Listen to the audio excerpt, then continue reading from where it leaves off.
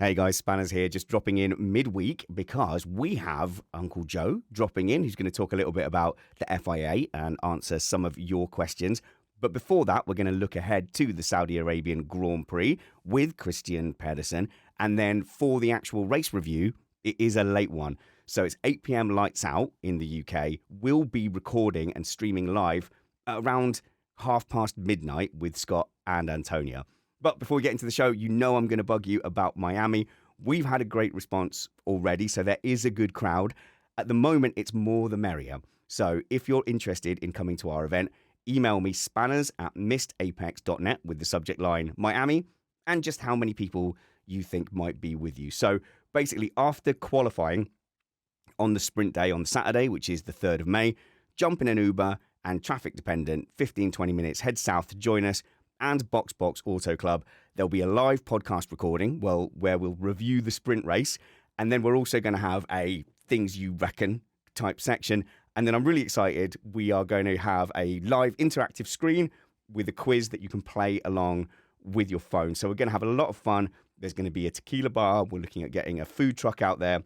So just get in touch. Email me, spanners@missedapex.net, subject line Miami. The only reason I need to know who's coming is things like chairs. Like we literally have to know how many chairs we need. It's free entry, but we may have a QR code there as a tip jar to the staff at the venue because the venue is letting us have it for free, which is very important at this kind of independent level. But we are an independent podcast produced in the podcasting shed with the kind permission of our patrons and partners. We aim to bring you a race review before your Monday morning commute. We might be wrong, but we're first.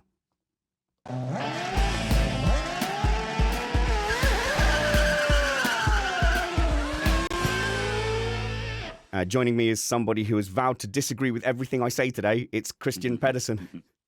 I will do my best. Yeah, we were going to have Christina on as well, but there's been a technical fault at her end, which is crazy, Kristian, because normally it's you that gives me audio issues, and also that's aside from the fact that you are deliberately messing with me at every opportunity.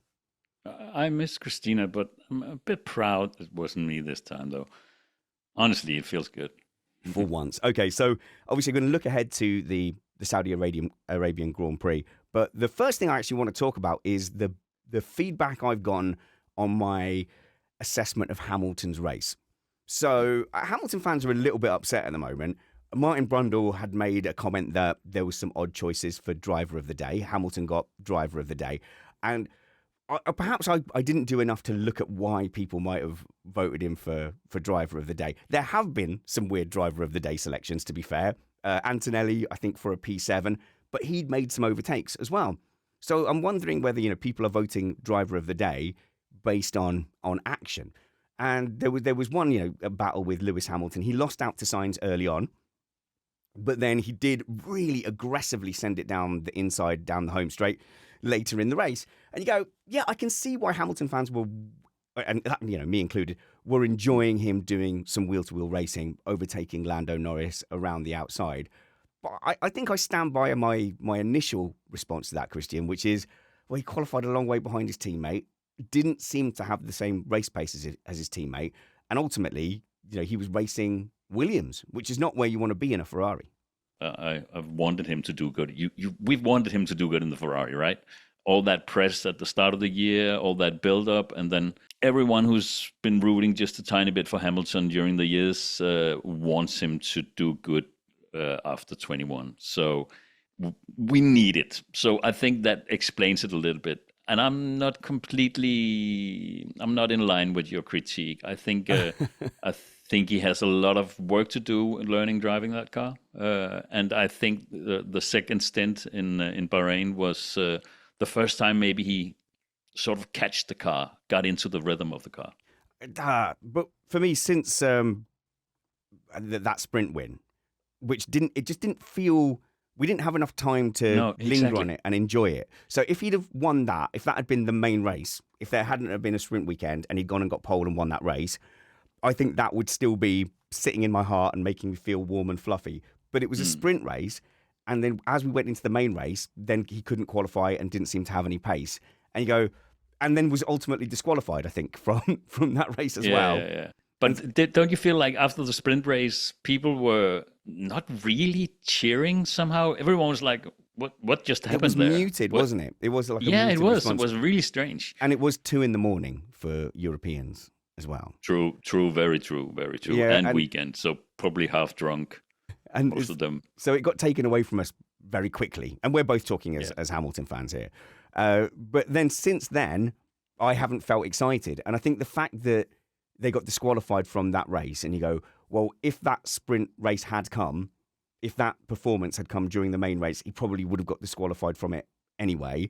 And you go, well, then that pace wasn't really real, because if both your cars are getting disqualified, yeah, you've got this performance briefly, but you go, oh, well, yeah, but if we didn't get disqualified, yeah, but you were able to do things that gave you performance that ultimately got you disqualified. Every team could do that. Every team could run lower than they're allowed. And my enthusiasm for Ferrari and them being title contenders this year just completely dissipated. And to be clear, Kristian, if Leclerc was going for a title push, I wouldn't be as happy as if it was Hamilton, but I'd still be like, hey, that's pretty cool. That's Leclerc going for a title. You do have the British connection. That's maybe 50% of it.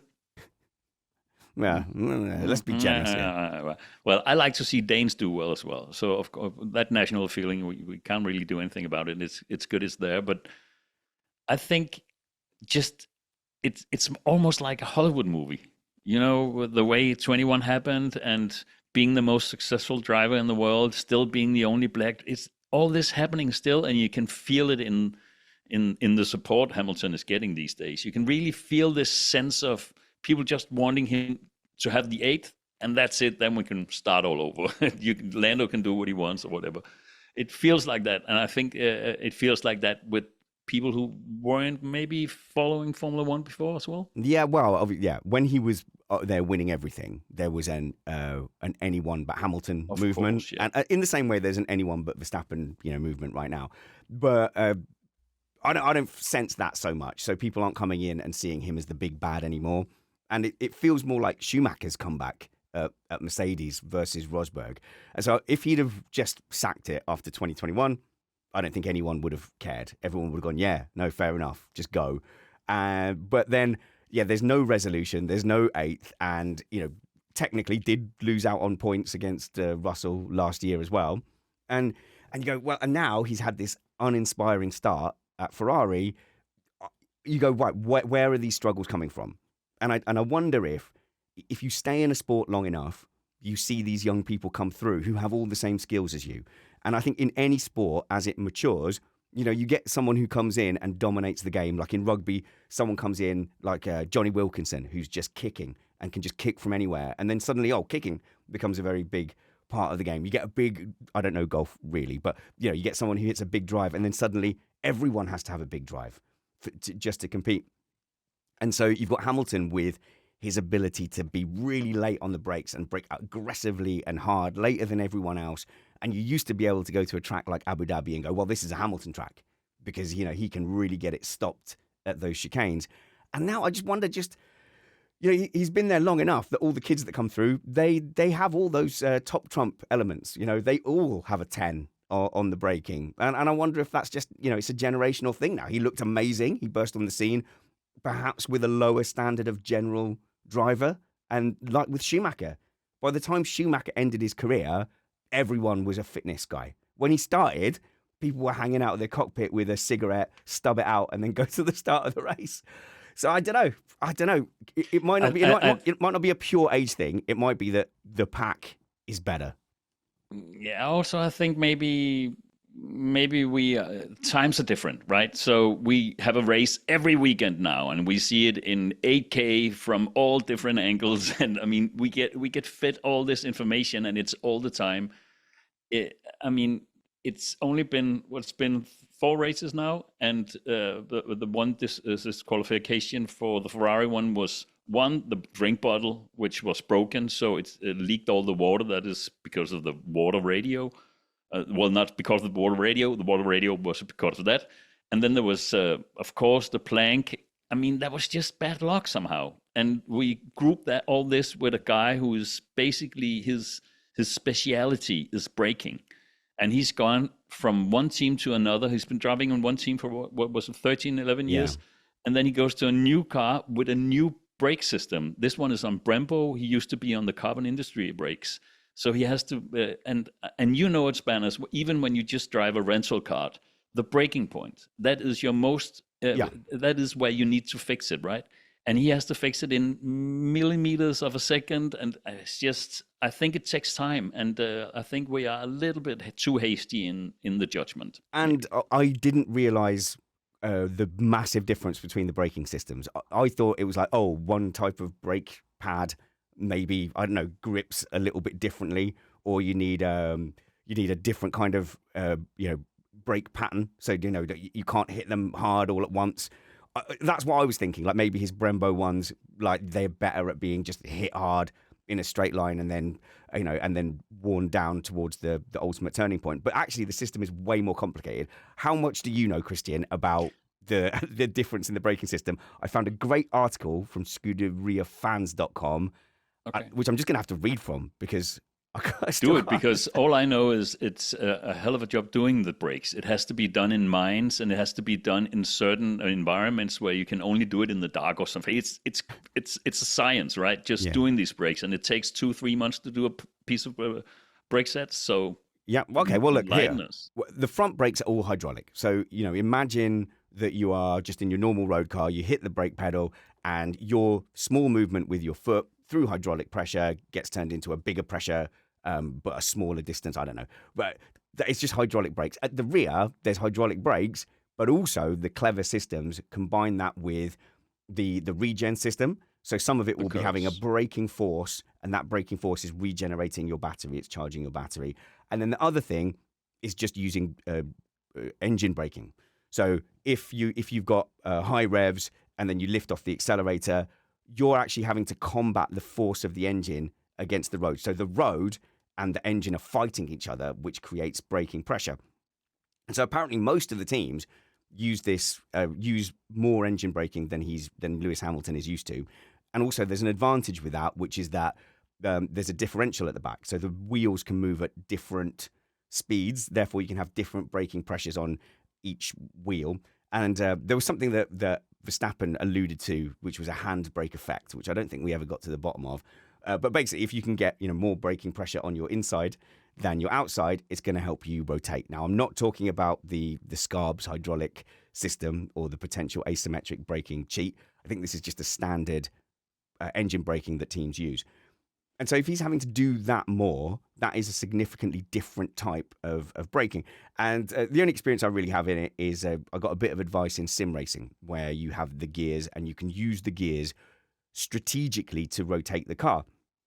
And one thing I'll shout out our iRacing champ, Danny, who said to me, right, save your last downshift for that final bit of rotation. So as you're getting down, you want to get most of that rotation done at the very slowest point. You save your final downshift. That throws the weight of the car forward onto the front left, or if you're turning right, and the front outside tire. So you've got a bit more grip, and also it sends the rear out. So this is the thing this ScuderiaFans.com article is teaching me, is that this engine braking basically throws the rear out more, makes the car unsettled, but it helps you rotate the car, but you then perhaps don't have the confidence. And now Leclerc was talking about that he had to push past the point where he was confident and just trust it, that it was going to stick. And so clearly Hamilton hasn't quite got to that point yet. But geez, these cars are complicated, Kristian. I remember in the old days, drivers used to jump into another team, and if they were good, they were good. Whereas now you've got Hülkenberg can't drive his car. Sainz has taken ages to get up to speed with his Williams. And Hamilton can't get up to speed in this car either.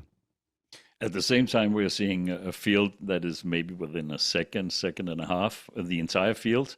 So back when this generation cars was new, you could have been 2 seconds off and maybe still make it into Q2. Yeah. And everything is a little bit more tightened now, and I think we have to evaluate things in that light as well. I think next year will be very interesting because everyone just starts from scratch again, and then we will see who is better at adapting fast and who will get comfortable in the cars. So Hamilton, I think you were right and I was wrong. So Ferrari used Brembo and this engine braking.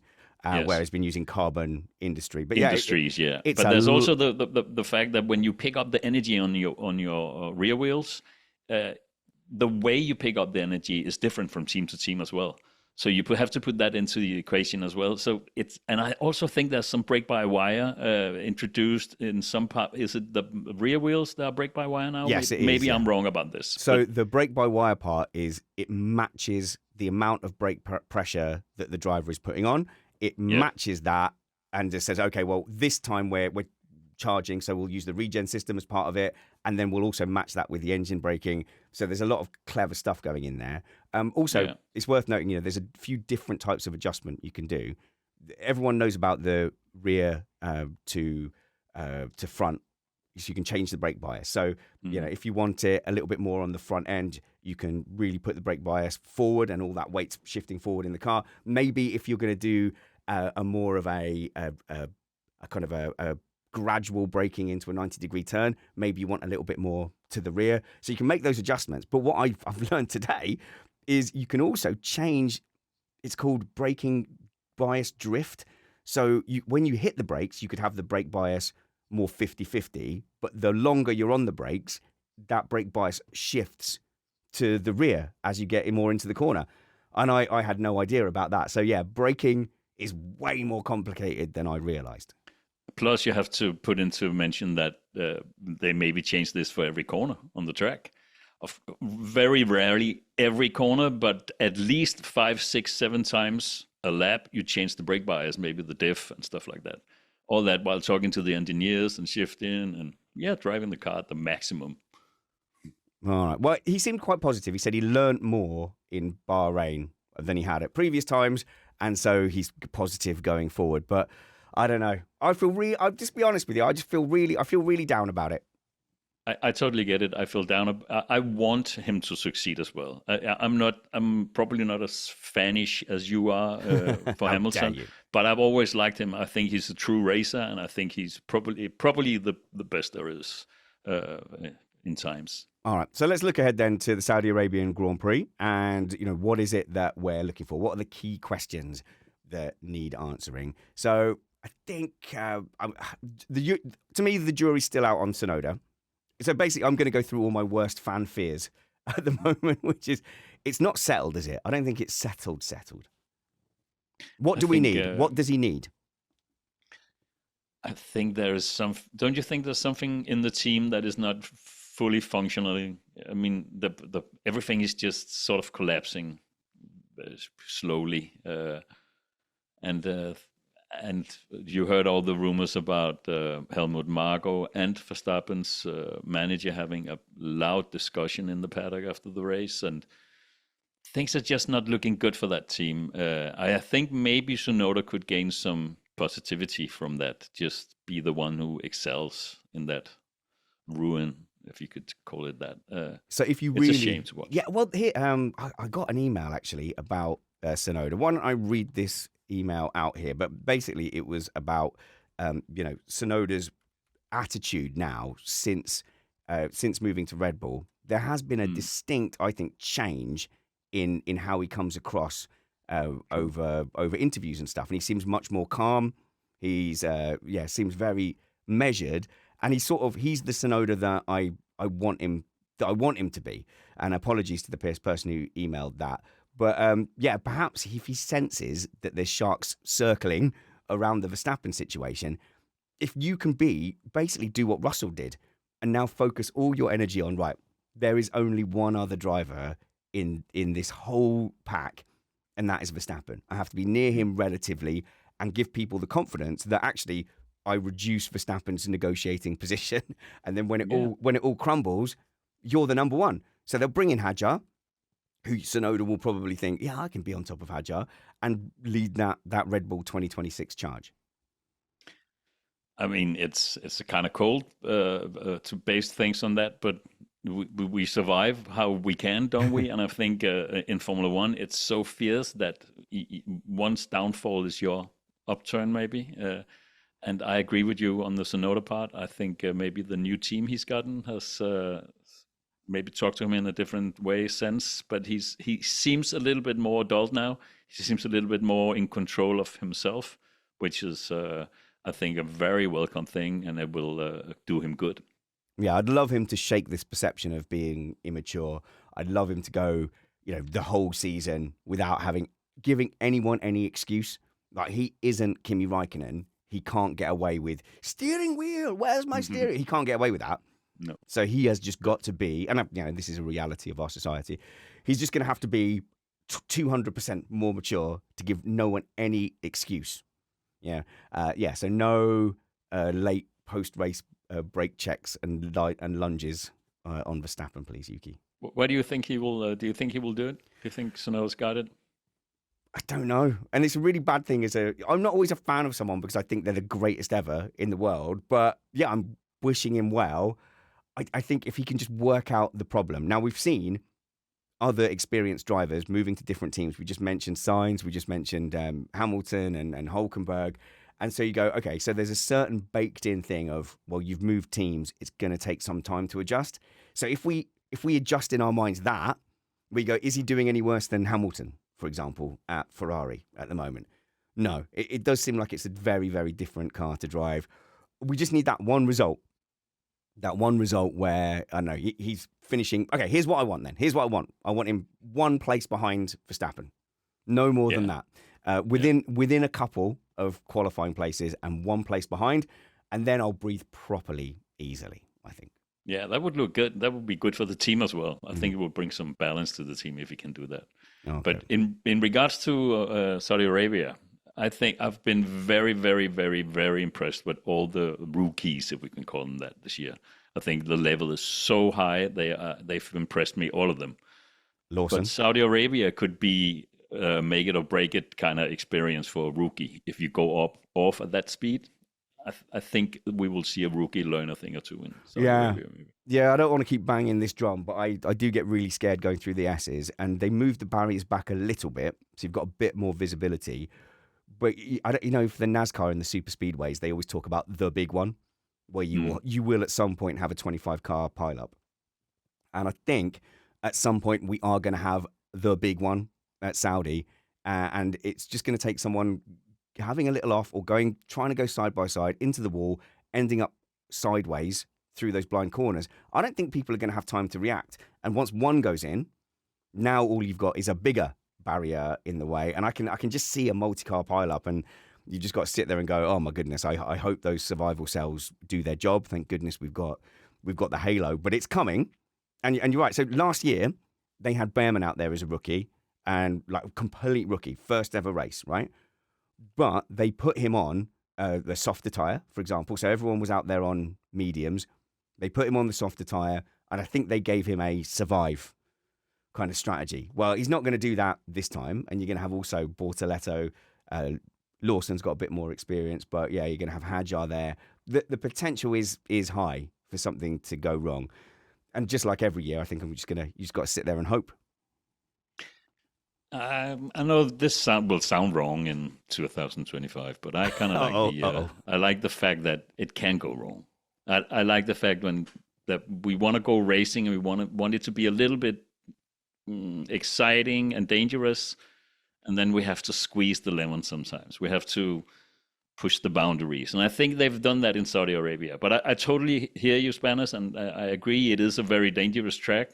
But I do feel just the lighting system nowadays, the fencing, all that, the what's it called, the thing they built some of the boundaries over. Yeah, Tech Pro. Yeah, they're so good at it now. So I love it, man. Look, I don't wish anyone harm. No, I know. But when were you born? You were born in the 70s. Yeah, early 70s. Yeah, 71. That's early. But even me as an 80s baby, if you're listening, the millennials and the Gen Zs, that the world was more dangerous in the 70s and 80s because there was no like health and safety stuff, and like even in Formula One, there was almost an accepted level of loss and death. Listen, my dad's oldest brother had 4 kids. And he had like the miniature Volkswagen kind of mobile, like a Fiat 500 or something. he just cut the roof off, and then it was a cabriolet, and they drove 300 kilometers to visit us with no seatbelts or anything. I mean, that was just how you did it back then. I'm not saying that is the proper or the right way to do it, but when you've seen it and experienced it, maybe you crave it a little bit more, that edgy feeling, right? Okay, so I'm not dismissing it entirely, and obviously the danger element is a huge part of what makes motorsport appealing and sexy. However, when there's low-hanging fruit like this, I'm just surprised that they let a section of track like that exist in Formula One now, when you've got all the other amazing safety things, but this one thing where it seems like it's an accident waiting to happen, they just go, nah, it'd be fine. But look at Spa, where you have the potential to like ping back out onto the track at the top of Eau Rouge. Like, that's a known issue. Everyone talks about it. It's constantly like, how can we fix that? What can we do about it? Whereas with this track, they're just like, we'll shove it back a bit, but it'll be okay. I actually think this track will cease to be part of the calendar when they build the new area in Saudi Arabia. So maybe that is also why we're not doing anything about it just now. Maybe. Okay, for the tyres, because Matt couldn't make this preview, they've gone one step softer. So, okay, oh God, you're really going to miss Matt in this segment here, but they're going for the C3, C4, C5. So they can only have gone one softer. I don't think we've seen the C6 yet. I don't think that's come out of the bag, the new C6. So if we go in old money, in last year's money, this is the softest possible. So the C3 is going to be the hard tyre. However, this is generally considered to be a low wear track. Last year, only Bottas did a 2-stop, and I think everybody else did a 1-stop. So if they've gone a step softer, what might happen is that it could be advantageous to extend that first stint as long as possible. So we might see a little bit of tyre management, and then maybe we don't see such a big undercut. So so if like in Bahrain, there was a big undercut because there was high tyre wear, but they never got into a management phase because they didn't want to manage it. They just wanted to use it up, get onto the next tyre. The next tyre has fresh rubber, is faster. So you get an undercut if you pit earlier than the car that stays out on the older tyres. Here, I think there will be tyre management. Everyone's going to be managing it. And when you eventually come off that tyre, maybe there's not such a big offset. You'll probably go medium hard. So, yeah, I think the incentive will be like Singapore. Let's try and extend. Let's go as long as possible. It doesn't bode well for a mega exciting race. But it should bring in a bit more of a tactical element. And what I would hope is that it does open the window for a 2-stop if you want to try something different. Yeah, and you forgot, we still have Stroll. He'll still create there, like a virtual or something. Yeah, but right, sometimes though, the safety car just kills. You're waiting, you're like, when's the crossover going to be? When are they going to, who's going to blink first? And then there's a safety car, everyone pits and you go, oh, that was the one thing. We probably missed a great opportunity for that, for Ferrari this weekend in Bahrain, if they had the opportunity to do full stint on the second tire. We'll never know. And then I wouldn't be sitting here feeling so sad. Let's have a look here. Right. Okay. So obviously the biggest question is Norris versus Piastri. How do you see it? So I've been on the fence about this for quite some time because Piastri and Norris is the perfect example of what is going on in fan cultures. Piastri is this, like, I've always hyped this guy.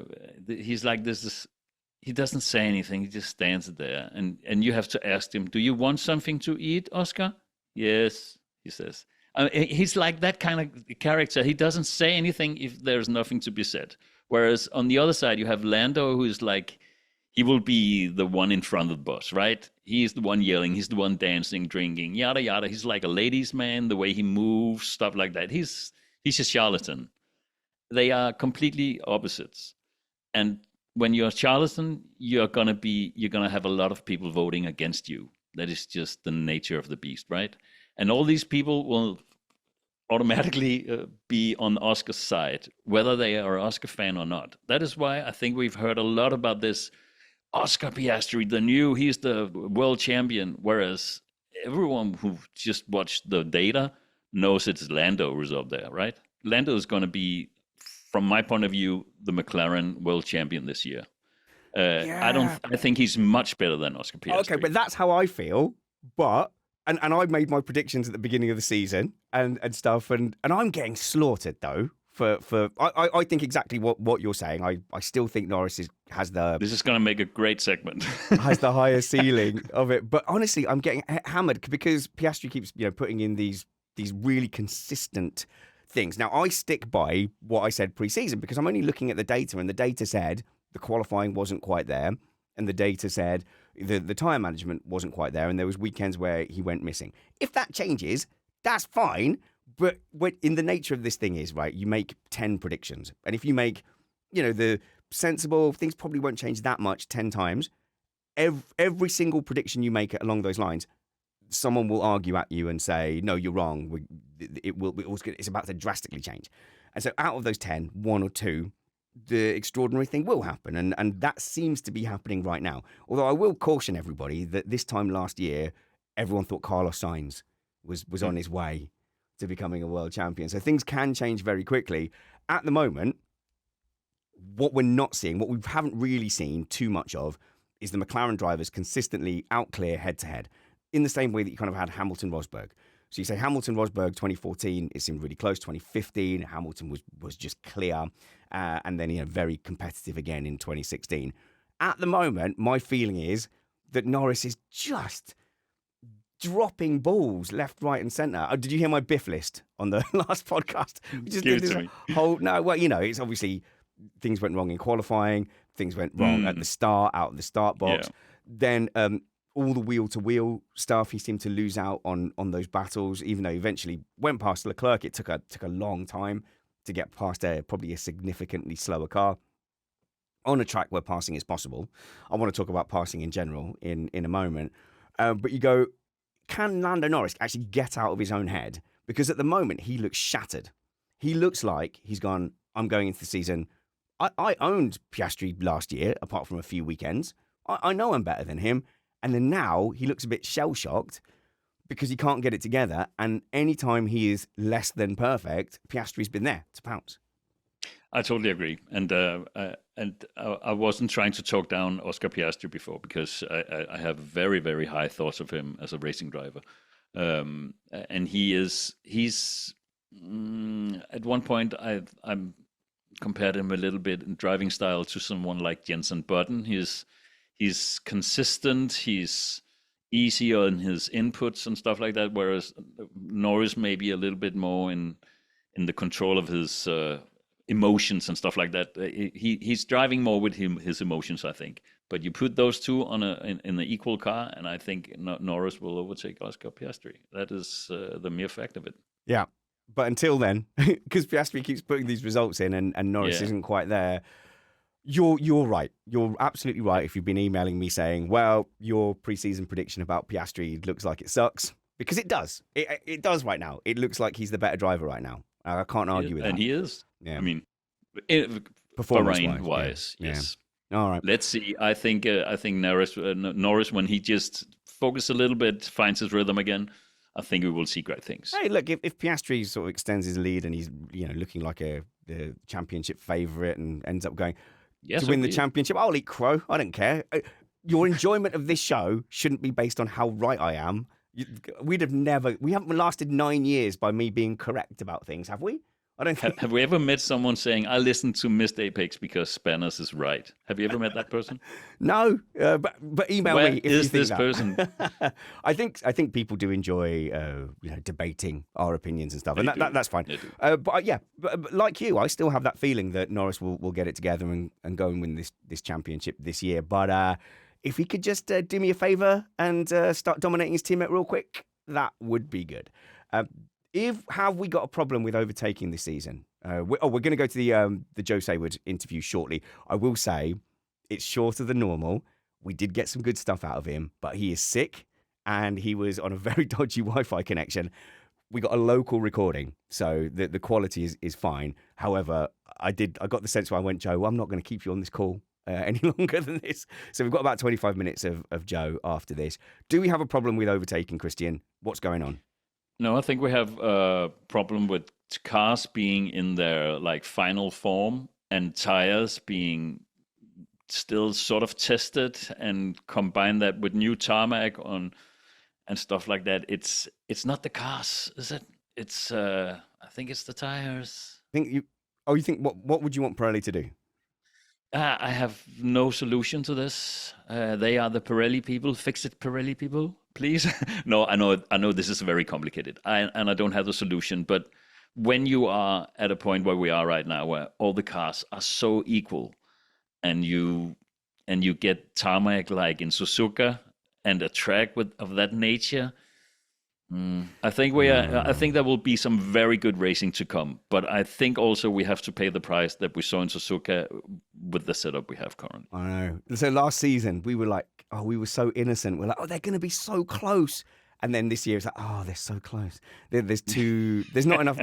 Yeah, that's true. If you want overtaking in F1 now with the aero, you need a delta. You need a difference in pace, and so at the beginning of races now, there's a much less difference in pace across the field, therefore less opportunity for overtaking. And so all the cars are complaining about dirty air. I saw a race.com article that the Sauber in particular just cannot seem to follow in dirty air, and both the drivers there are complaining, like even on the straights, they're having problems with the dirty air. But yeah, that is being exacerbated by how close the field is. But I've just never understood with F1 though, why you need to keep going for like these 2017 regs with more and more downforce, chasing this ultimate lap time when it's an entertainment industry. People like overtakes. I can enjoy a race that doesn't have many overtakes to an extent. Yeah. And we were used to it in the 90s, but you know, we enjoyed ET in the 80s. Watch ET now. It's boring. It is slow. What's your favorite 80s movie right now? It's boring as hell. And they had all the credits at the beginning. Oh my goodness.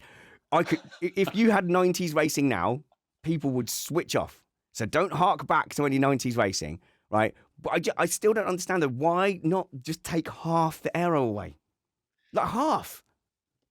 I think you're on point, because I've always been rooting for more information. Give us some oil temperatures. Give us some input for the pedals. Give us stuff like that.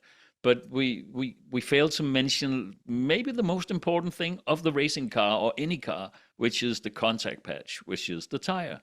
And we have no information about these tires. We don't know what they're built of, how soft they are, anything. They just put on some colors and call them C3, whatever. We have no idea as viewers. We need this information. We need to know how warm they are. Yes. We need mandatory pit stops. So we need all three compounds used in each race, so we can measure which team is how fast on which compound. My fear is if you mandate 2 pit stops, which they're going to do. It's the worst word in the world. I'm sorry I used it. Do you remember the Qatar Grand Prix last year? Was it last year? Where Pirelli set a limit for the tyres. So they basically, if you run the tyres longer than 22 laps, they're going to pop. So every driver was flat out. And I'm not sure the modern F1 cars or drivers are prepared for just running every stint flat out as hard as you can. But, you know, was the racing great? Does that give you the... No.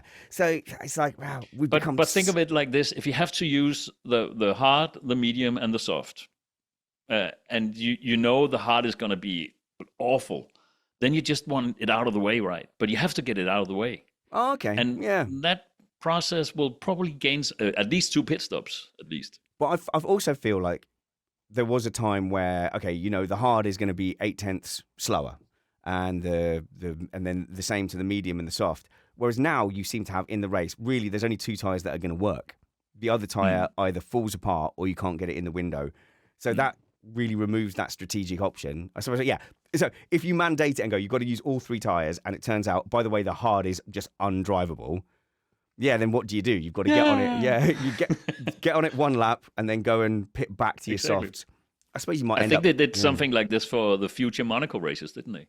That's the plan. Yeah. Yeah. At Monaco, it's not going to work. Okay, hang on a second. Now, nothing's going to work at Monaco. They have to build like a road on top of it. Let me answer one mailbag question here from Ian Porter. It's a Monaco related? Yeah, Monaco related. I saw it. I mentioned Monaco and I just saw your focused eyes. Hi, Spanners. I reckon this is Ian Porter. I reckon you're about to stop criticising the Monaco GP soon because it's now obvious that every race outcome is going to be settled by qualifying. The Missed Apex team is going to have to come up with a way to make tension interesting, and I can hear the sarcasm here. Oscar was 2/10 closer on this lap. No, that is a commentator thing. You can watch it in the live timing screens, and you can kind of go, right, who's making a little push, who's now defending, and if you watch the lap times for Russell in that last race, it became obvious. You kind of go, oh, okay, he's tracking he's tire managing because you can see he's picking his lap time, but he's choosing a lap time that's letting Piastri get away. If that was Hamilton last year up ahead of him, he would have been on that gearbox going, come on, man, we're just ruining both our races. Come on, just let me by. Yeah. Whereas he didn't do that. He was looking back at P3 battle and was managing his tyres that way. So Monaco isn't that. So Monaco isn't this tactical race. You don't need to manage your tyres at Monaco. You don't need to go, I need to save my tyres till the end. Save Monaco, Spanish. What's your solution? Why am I saving Monaco? Okay, here's the plan. Task 1, keep Monaco. Task 2, make it work. The answer. Okay, but I don't want to. This sounds like I'm dad and you're my son. No. I don't want to. Well, you're asking the impossible. So, okay. Yeah, I know. Okay, do you know what then? Here's my solution. And I'm sure I've said this before. If you want to go to Monaco, again, fine. Keep your Monaco, but stop pretending things. So stop pretending that it's anything other than it's going to be a complete procession there. Stop talking about, but the walls. Doesn't matter when you're going around at 70% pace. And also stop hyping qualifying. Obviously, qualifying is more important there than anywhere else. But it's no more or less exciting of a qualifying session, apart from the tension of knowing it matters a little bit more. It's still very a normal, watch the cars go around and then see what the lap time is at the end. Have you seen the overhead shots of next year's car? Nope. Like compared to this year's car? No, tell me. When you just see the numbers, it's fairly similar in numbers. I think it's 10 centimeters... 15 centimeters shorter, 10 centimeters the other way. But when you see the picture of it overhead, there's a visible, very clear difference. And just that little tiny bit, I think, will do good in Monaco. Because now, all of a sudden, maybe it will be okay to go 2 cars up the hill. And here's another thing to note. What's the difference between Kristian on a pre-record with me and him on the Zoom call and on a bigger panel with all the live stream watching? He hasn't ruined anything. Unless he's slipped in some double entendre that I haven't picked up on, he's been bizarrely well behaved. So, Kristian. What the hell? Yeah. Thank you very much. Did I ruin something there? Was that a wrong word? Because that was not my intention. No. I'm trying to keep it clean, Spanish, for your sake. Thank you, Kristian Pedersen, for joining me. We are going to go to our Joe Saward interview now. I'm definitely keeping it in, and I definitely wanted to capitalize on his generosity of jumping on, even though he wasn't feeling 100%, just because we wanted to know what is going on with the FIA. So I started off by asking Joe, what on earth is going on at the FIA?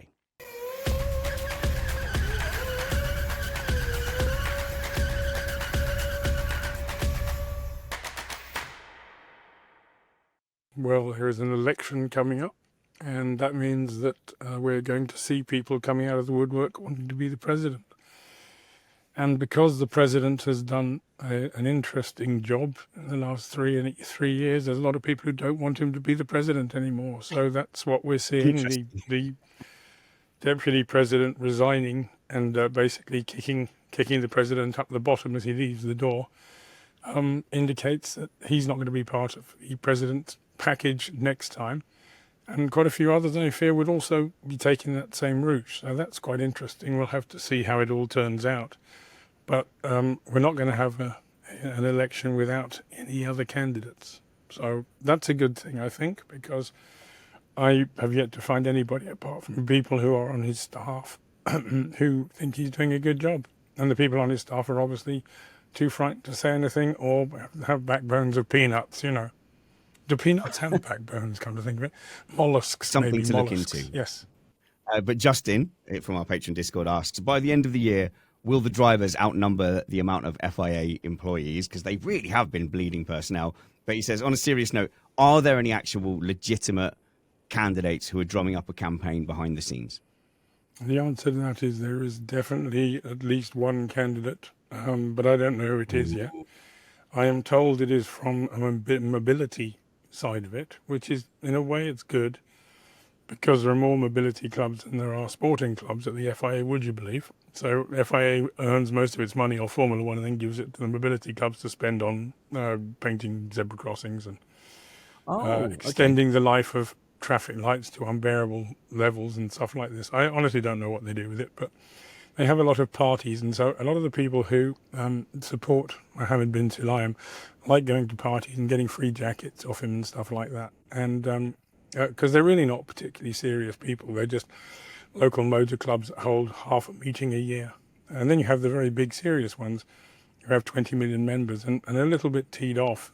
The man from Cuckoo Land has got the same number of votes as they have. You need to have the number of members of a club. If you've got 20 members of a club on a Caribbean island against 20 million voters in Germany, it's just not fair, is it? It's not right. And so what's the worst case scenario if Mohammed bin Sulayem stays in the role? Like, is there sort of a unrepairable relationship now between him and the F1 group, Liberty Media? No, I wouldn't say that as yet, because they're just there to make money. And so they will do what is necessary to keep everything under control, unless he goes completely sillier than he has been already, which is possible because he doesn't listen to anybody. He doesn't. Anyone who suggests it might be a good idea to do this gets kicked out the door, and it's really a very bad example of how to be a leader, which is not good for future generations of automobile clubs, certainly in the Middle East, because he's showing what not to do more than anything else. So I think it would be best for all concerned if we had a little bit more sensible and stable leadership at the FIA. And if we're not going to get it from him, it has to be from somebody else. If I had a vote in this matter, there would be no question who I'd vote for, which is anybody other than him. But I don't have a vote. I just have a right to say what I think. I'm wondering. I'm assuming that he doesn't write the accreditation certificates then.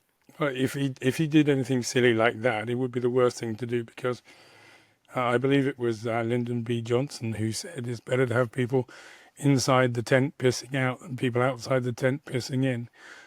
Because if you're outside the tent, you just have no restrictions on you at all. If you're inside the tent, you restrict yourself a little bit on what you're willing to say. So the remarks from the outgoing vice president, and then a lady who sort of was a bit more whistleblowy, whose name has escaped me, I apologise. Matt did Natalie Robin did a fairly good job of summarising it last week, but they really did use their voices last week, and it almost seems like that would make his position untenable when you've got people making those kind of public scathing remarks right at the very top of the organisation.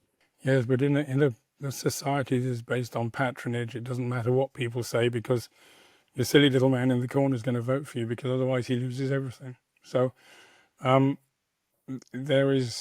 we just have to go through the process. The skill is to make all the silly little men in all the little corners panic and think, oh my God, we're going to lose everything if we keep on backing this man.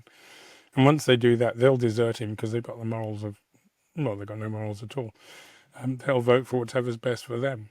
And, if there are anybody out there who believes in the organisation and, what it stands for, then they should vote anyway against him, because he's just leading it up the garden path, in my opinion. Yep, and just to remind you that I fall into that category as well, so I will do what's in the best interests of me. So, if you want to go and start a motor club on an island, declare independence, start the Scarpa Flow Motor Club, and you'll probably get an FIA membership if you promise to vote for the president, As you can hear from Joe's voice, he is struggling a little bit with a bit of illness, so we'll not keep him for too long. But I would say, Joe, I would press you for this. If you had to guess a couple of names for potential challenges for the FIA presidency, who would you guess? I can't. If there is a mobility candidate, it must be somebody who is well known in the world of mobility. Otherwise, what's the point? Having a man with a blazer and no background in the sport or in the industry, I can't imagine how they think they get elected. So if it's a well-known car company person, maybe, the only person I could think of would be Carlos Tavares, formerly of Stellantis, who's a big racing fan. And he's got nothing to do, and he's got tons of money in the bank, having been departed from Stellantis 4 months ago. Now, I'm not saying that's him, but he's the kind of person who would have the profile to maybe get elected. But I can't imagine the chairman of ADAC or whoever, who I can't even tell you who it is, would be the right person. All right, Joe, thanks for that. I think we're going to take some listener questions, if that's all right with you. So, Stuart said Ted Kravitz caught Max's manager laying into Helmut Marko. Does Joe know what was that about, or is that just the way you have a friendly chat in Red Bull? Well, knowing Raymond, the manager, and knowing Helmut, the Red Bull man, I can see how they might clash when they're having a bad weekend like that. Does it mean anything? No, it doesn't mean anything at all. That's just their handshake. That's just how they are. No, it's not their handshake, but, you know, you have good weekends and bad weekends. They had a good weekend in Japan and a bad weekend in Bahrain, so, you know, what do you do?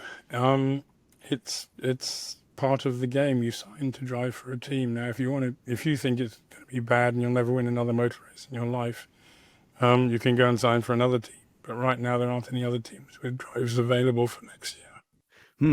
Yeah, okay, so maybe there's been too much made of that spat. I've had to say to my wife at times in a restaurant, just the way we talk to each other, like we'll be having a nice chat, but I've had to say to her, it looks like you're yelling at me. She's like, no, it doesn't. I'm like, honestly, and now the kids are witnesses. I'm like, kids, does it look like mum's yelling at me? They're like, yeah, it does. So, but we were getting on just fine. But there might be some teams available, because what was the chat about the $1 billion offer from Aston Martin? And then you look at Alonso's form and you go, oh, maybe there is a seat over there.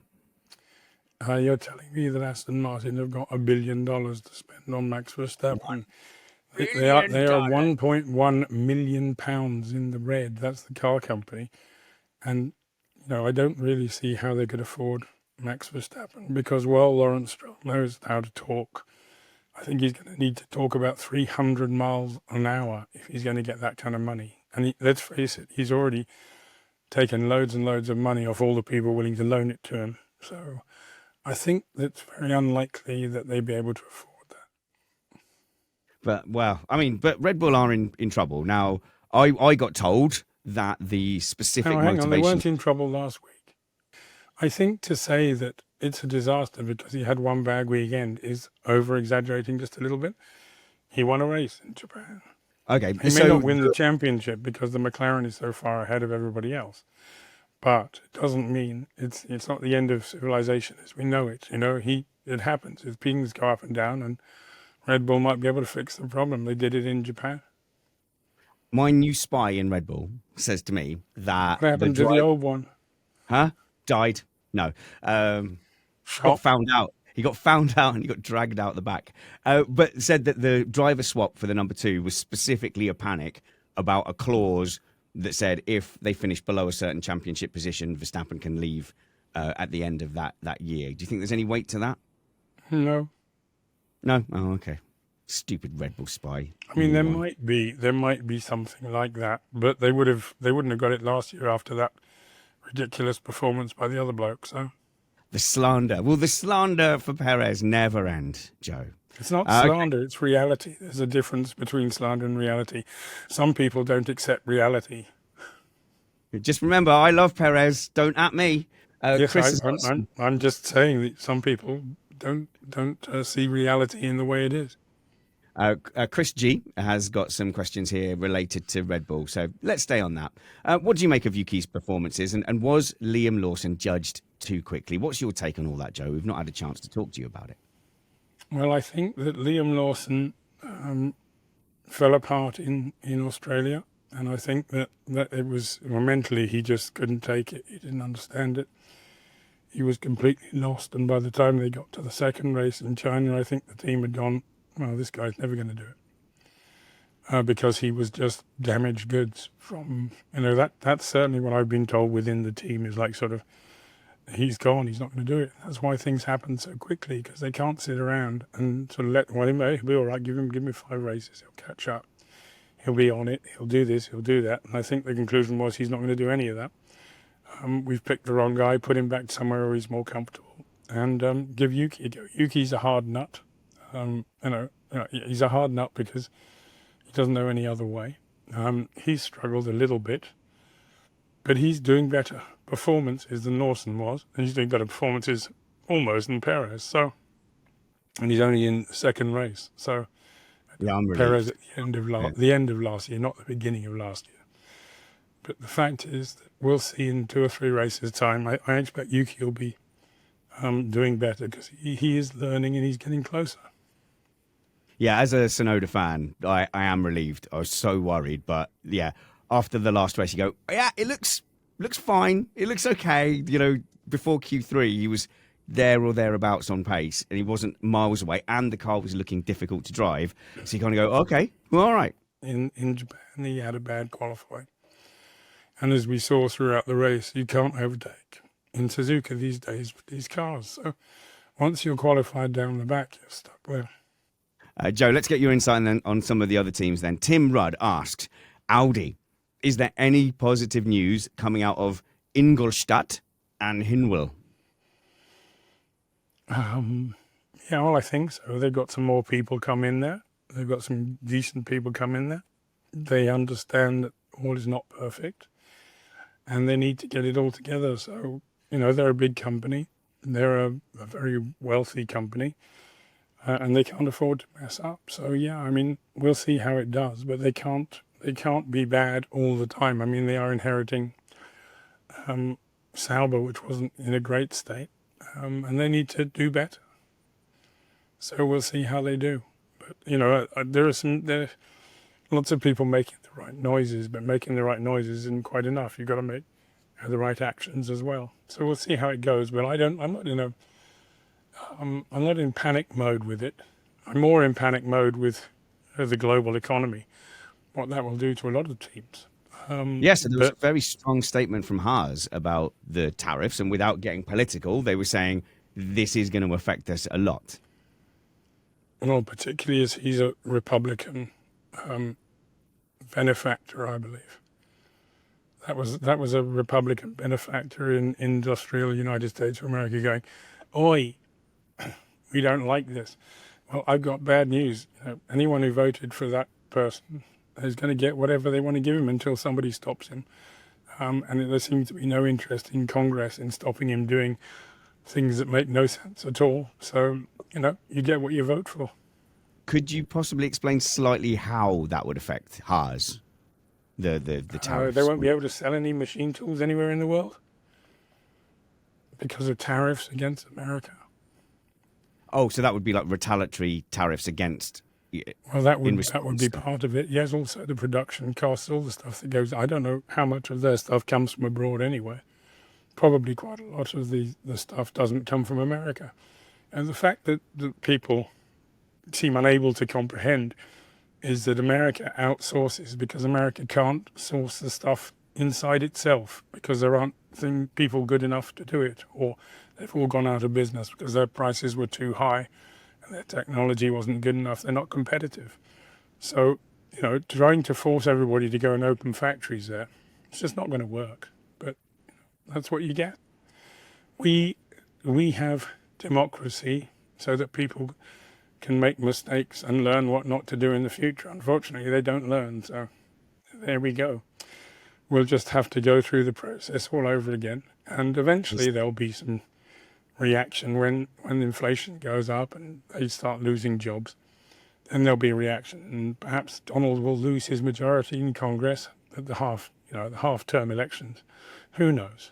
But the guy seems out of control at the moment. It's times like this that I'm very pleased that I have no strong political opinions one way or the other, which I Well, find nor do incredible. I. That's the funny thing. I mean, just to give you an idea, I quoted the other day from The Economist, which is about the most stable and conventional and objective publication you can. And people from America wrote in saying it was a left-wing rag. Goddamn communists everywhere. And I wrote back and just said, well, you don't know what centre is, so how can you possibly judge anything? Good. Well, going back to F1 though, briefly, before the next F1 is being impacted by this. You know, the share price of Formula One dropped 15% since the inauguration day.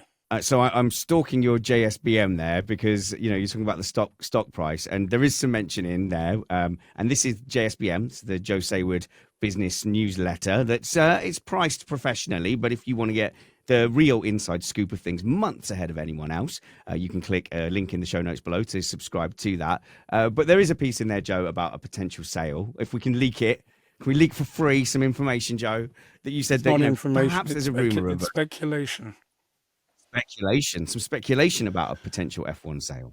Well, there have been some rumours of an F1 sale, which appeared, I believe, in the Times newspaper in London, and they didn't say very much about who or what it could be.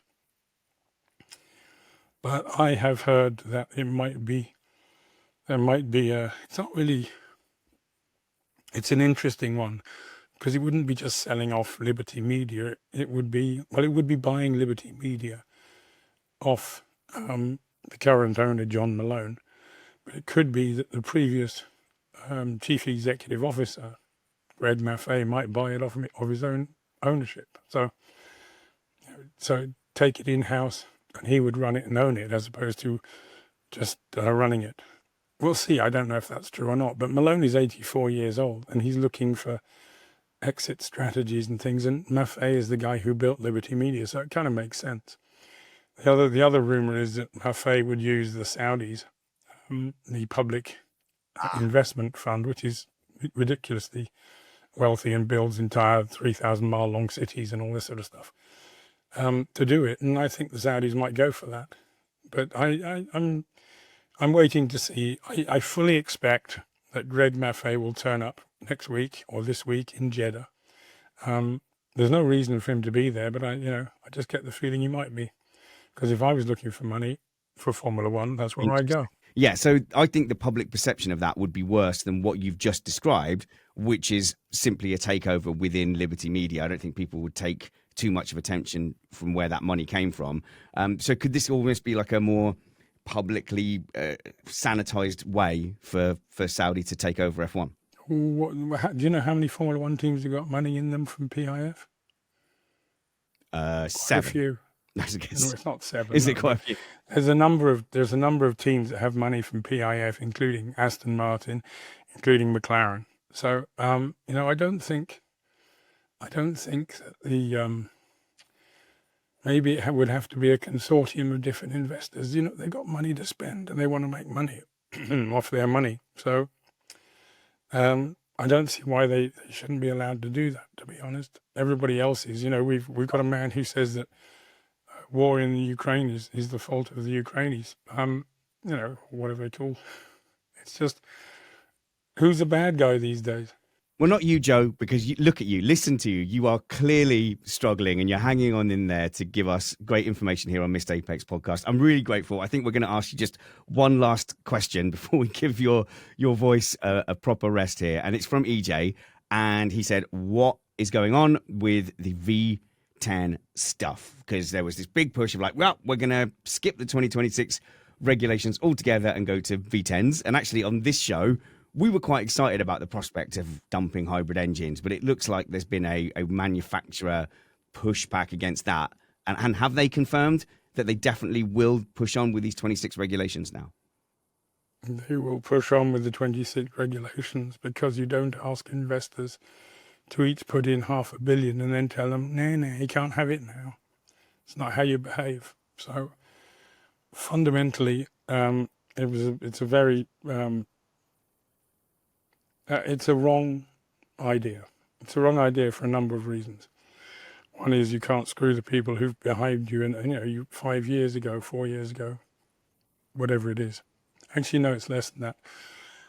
They all signed up 3 years ago, and they had a commitment that the formula would last for 5 years. So you can't just go along and say, well, we know we said that, we know we agreed to it, but we're not going to do it now. We decided to change it because we think going back to engines that were first built 30 years ago is a good idea.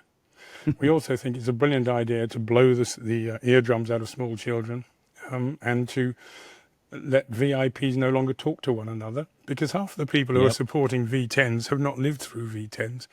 And let me tell you, a lot of us are deaf because of those stupid engines, which are not used in any road cars and have not been used in Formula One for 20 years. It's just a load of tosh.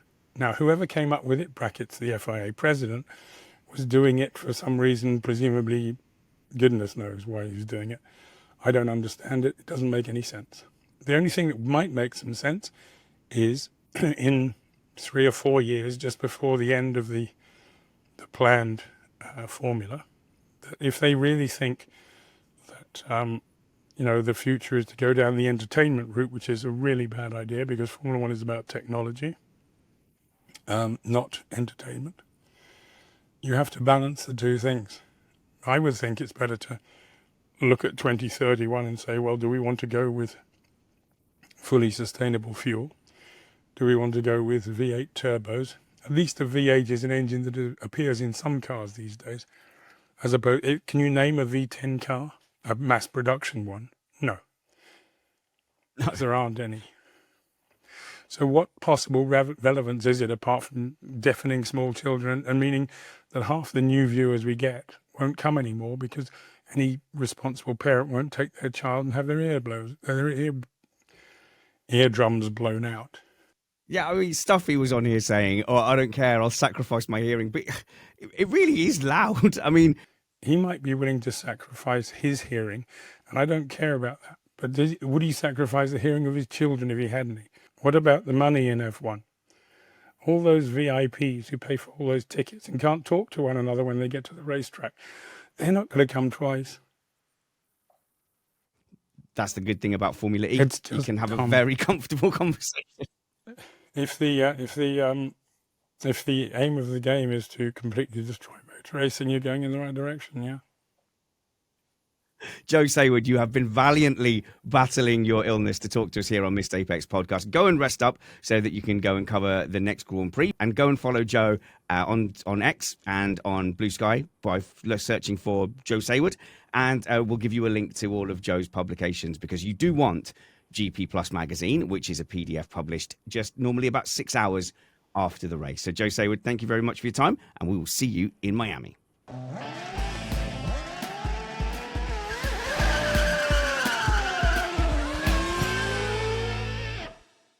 Okay, that's all from us on Missed Apex podcast for this midweek preview.